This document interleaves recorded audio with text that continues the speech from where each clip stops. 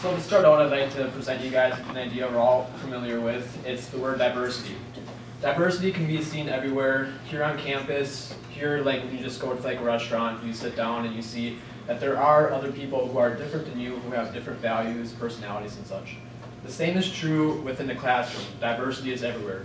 I'm especially focusing on today that there are different ways that people learn. And again, my topic is teaching style versus learning styles. With that being said, the three basic learning styles are visual, auditory, and kinesthetic. If most of you are in college right now, okay, all of us are in college right now, but most of us are visual learners by the time that we reach this age. I read that in one of the articles I have. And so if you're a visual learner right now, you're not really focusing on what I'm saying, you'll probably forget everything, but you will remember what's on these slides, and if you're really that thrilled about it, you might be taking notes, but probably not. Auditory learners, we're pretty all familiar with this. We learn by what we hear. I'm an auditory learner.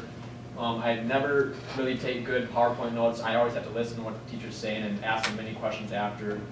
So if that's you, then you're an auditory learner. Kinesthetic learners, we have to learn with our hands, or there are some instances that could also be taken as you can learn by smelling and tasting, like you can have that recall sense of you're at a certain place and you smelled something and it brings you back to that moment. What is the problem if you do not use, if teachers do not recognize learning styles in the classroom? Teaching pointlessly is not good. That's summarized in one of the articles I read. If you do not know the students that you're teaching, particularly their learning styles and how to cater to those, you will not be an effective teacher. Your students may see this and they may think of you as non-adaptable and that you really just don't care about how you teach it, just that you just care about your subject, not them. How do you solve this issue of coming across as like non-adaptable? If you need to adapt to your teaching style, don't feel bad. This is summarized in one of the articles I read. A lot of teachers, they teach the way that they were taught and they really can't help it, so it is really hard for people to change the way that they talk to people and they teach people, so don't feel bad if that's you. How do you adapt? Have your class take a learning style quiz, and this can be found on any search bar. If you type in Howard Gardner 7 learning styles, there's a lot of quizzes out there on the internet. You can probably get it in a written form too. I only listed 3 basic learning styles, auditory, visual, and kinesthetic, because those were the 3 main ones that I've always remembered. But there are 4 others that you can also look up if so interested. How else to solve this issue of coming across as non-adaptable to your students?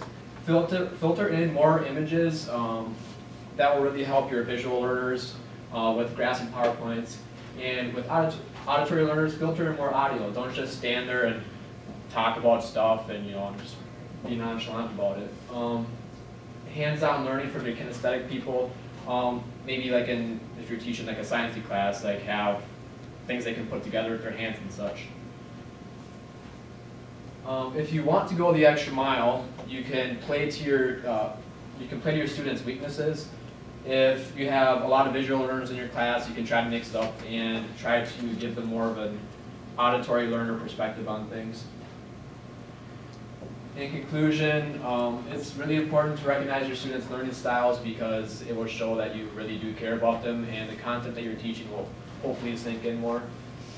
And if before really teaching, I believe that you should evaluate your teaching style. So again, they know that you're being serious about what you're teaching.